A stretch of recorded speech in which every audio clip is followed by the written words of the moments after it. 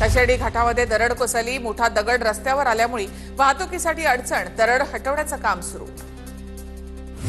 अनुस्करा मार्गे कोल्हापूरकडे जाणारी वाहतूक बंद, करंज-फेड मार्गावर पुराचं पाणी आल्यामुळे वाहतूक पूर्णपणे थांबवली, पर्यायी मार्गाने जाण्याचं आवाहन। रायगडमधील नागोठणे बाजारपेठेमध्ये पुराचं पाणी शिरलं, अंबा नदीची पाणी पातळी 9.20 मीटरवर पोहोचली, बाजारपेठ कोळीवाडा परिसरात पाणी शिरलं, त्यामुळे व्यापाऱ्यांची तारांबळ।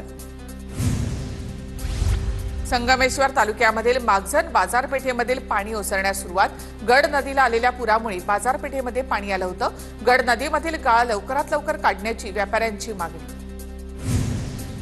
मुसळधार पावसाचा रोहा तालुक्याला सर्वाधिक फटका, कुंडलिका नदीचं पाणी अनेक गावांमध्ये शिरलं, धामसळी गावामध्ये 7 जणांना पुराच्या पाण्यातून बाहेर काढण्यात यश।